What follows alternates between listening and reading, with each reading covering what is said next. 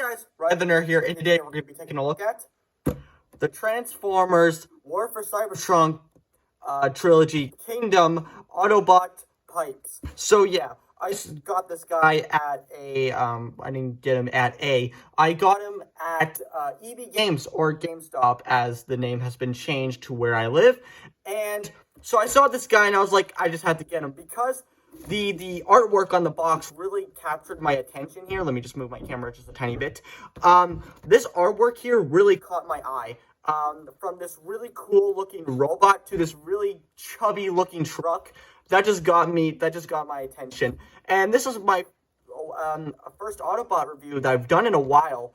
All the Transformer reviews that I've done are mainly Decepticons or Soundwaves, as many of you know. But I really like how this guy looks.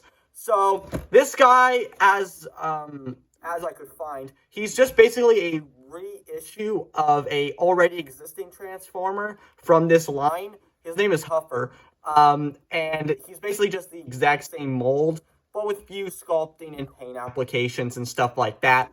But personally, I really like the blue on this guy instead of the orange. And I feel like this guy has a little bit more character. So on the box here, on the back of the box, you got a really nice picture of Pipes in his robot mode and in a chubby little truck mode. That's just amazing, by the way. On the back here, you got some more amazingness, and throw that to the side because we don't care about that anymore. So let's talk about the main guy himself, Pipes. So I don't know much about Pipes. All I know that he was a mini-bot with Huffer in the original G1 show. They were mini-bots. And so he's from the G1 show, and I feel like the Cybertron trilogy really adds something new to the already cool or simple G1 designs. Let me take an example here. Let me just take in my Soundwave here. So here is the War for Cybertron trilogy Soundwave, and as you can see, it basically has the exact same body as, the exact same shape, I should say, as the G1 counterpart, but they added some new mechanical detail and stuff like that. As you can see, I did do a review on this guy, so if you want to go check that video out, it was like a year ago, I believe, that I did this review. So if you guys are interested, go check that out. Anyway, I'm just going to put him to the side. But unlike Soundwave, he has very minimalistic detail, which isn't bad by any means. I really like when a Transformer figure goes for not so much detail, because it just stands out a little bit more. Even though that I really like the Soundwave because it cost me over $60. So yeah, obviously I'm going to have to like it. But I do really like that figure. But the amount of detail, especially if you bring him to the light, I'm just going to bring him to the light again.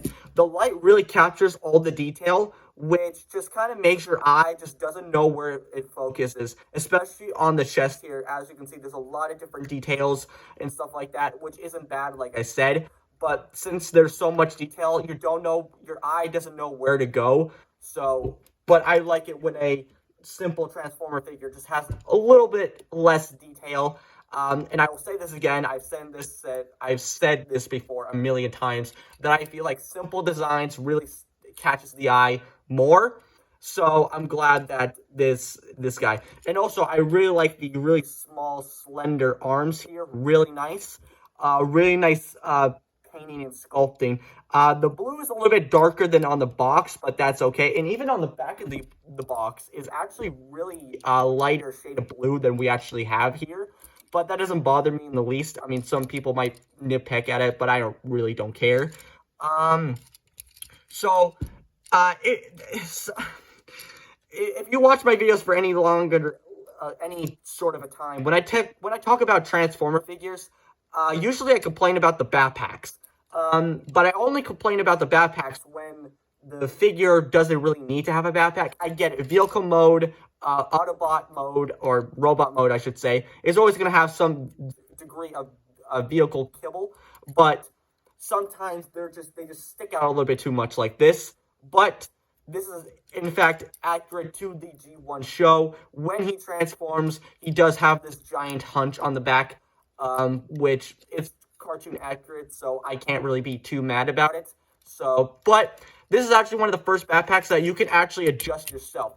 So this is mostly for the transformation, but you can leave it anyway. So you can leave it like this, really high up, just like in the G1 show, or you can just kind of simple it down like that, like I like to do, because it just gives them a little bit more of a shape.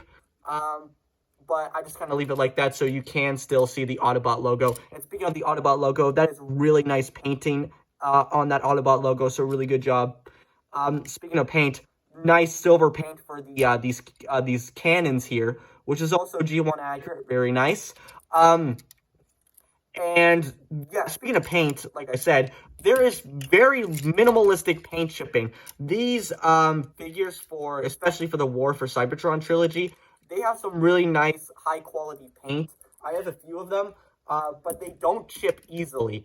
The paint shipping does not ship easily, which is great. So you can chuck this guy around and stuff like that, which is great. So before we get into the articulation, we're going to talk about the accessories. So he does all these Cybertron trilogy figures. They all come with a card. So here we have Unicron here, really nice holographic. Anybody want to trade with me?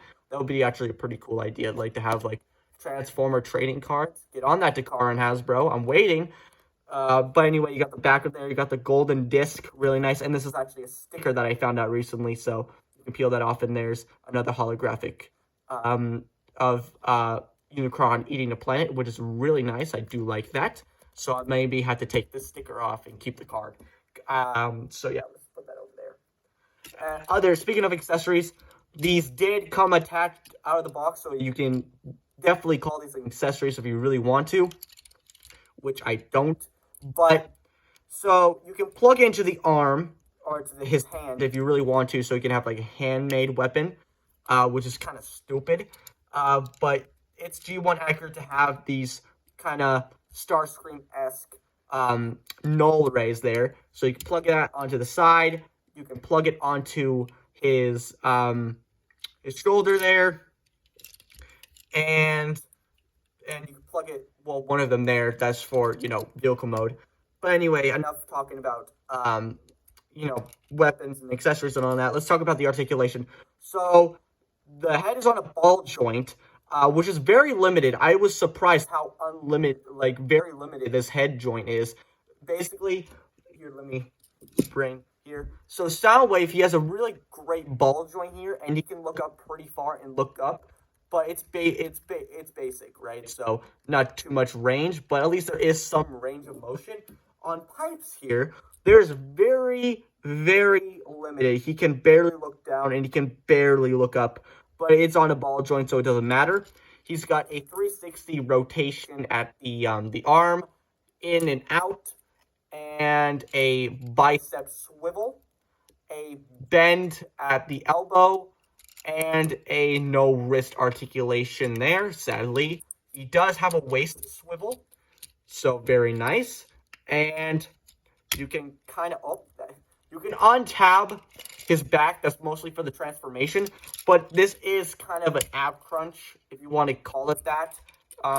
For the legs here, he can kick that far, and it can move back that far. You got a thigh swivel, really nice. You've got a really deep bend at the knee there, so that's great for poses.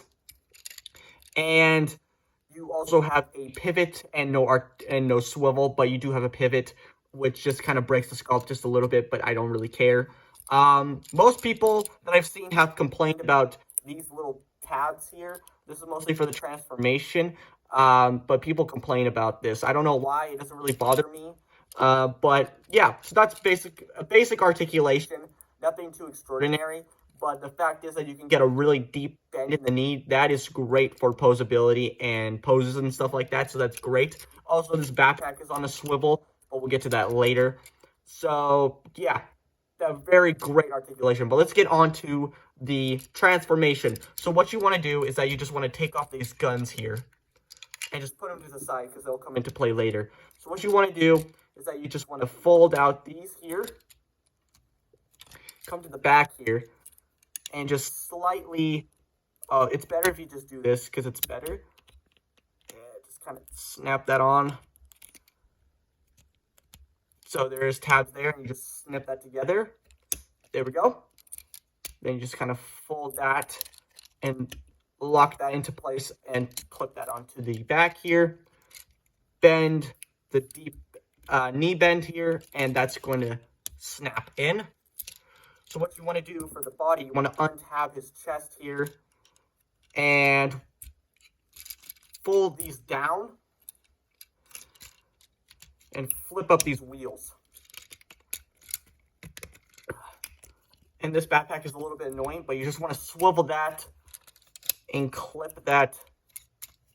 Don't clip that together just yet. Kind of unfold that. Okay, so I'm just going to have to see. Okay, then what you want to do is that you kind of want to bring that up like so and bring that. And there is a tab here and a little tab there, and that's just going to snip or snap in, I should say, to the side of the truck here. Do the exact same thing on the other side and lock that into place and turn his head around. Then you want to fold these bicep swivels. Then you want to untab his hands, and that's just going to sit like so. And then this is the tricky part here. This is kind of annoying. What you want to do is that you just kind of want to fold that back, and these tabs on the side here will tab into the side here. So just kind of want to fold that together like so and snap that in and make sure everything is nice and sturdy. And here you have Pipes in his, what I call his chubby truck mode, because this thing is adorable.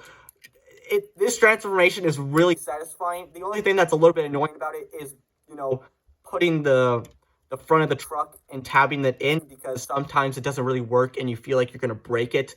But everything else tabs in really nicely, very solid, and he can even roll really nicely, so that's great. So yeah, really like this truck mode. Oh, and you kind of just want to,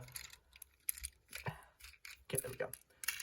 Sometimes the wheels kind of get pushed together like that, and then it doesn't roll properly. But yeah, the fact is that you can get a somewhat slim robot mode, and you can transform him into a somewhat chubby truck, which is just very amazing. And like I said, the transformation is very simple and very satisfying to do. And the fact is, I just love this. That his arms is kind of like a fuel tank here on both of the sides here. Really nice flat nose truck here. Really nice tinted window. Well, not tinted, but they're see-through windows. What I don't like about it is that it doesn't transform any more than that. It doesn't move down at all. So it's just perpetually a gap in there, which that is a little bit annoying. But I mean, you're probably going to display them in robot mode anyway, but there shouldn't be a gap in there. And also another thing, I don't know why they went with clear windows, even though I said they were nice, but that doesn't mean that the inside is nice, because goddamn, that looks like a torture device in there.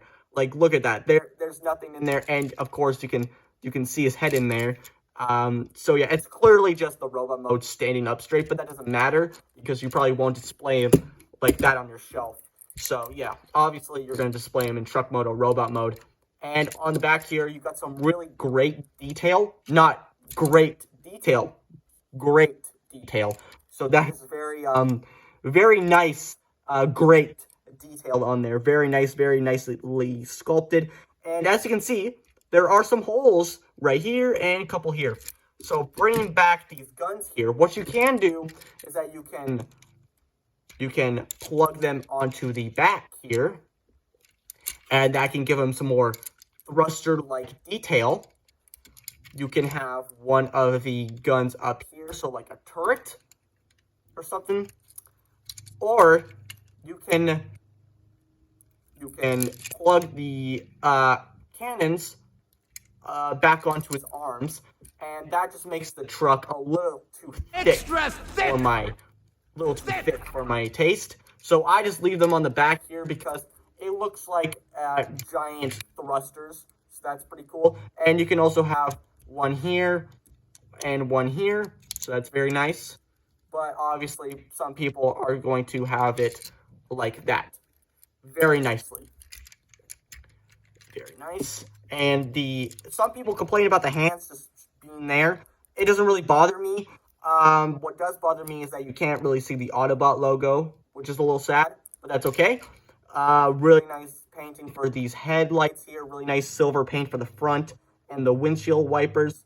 I don't know why I'm getting so gushed over windshield wipers, but they just look amazing. Look at that. Very nice.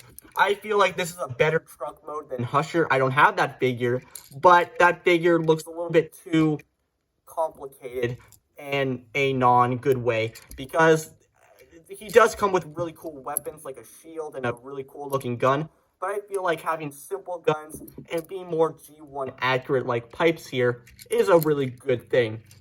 So yeah, that's about done for me, guys. I hope you enjoyed this video. Please leave a like and a comment. I don't care what you do, but you guys know what time it is. So, bye, guys.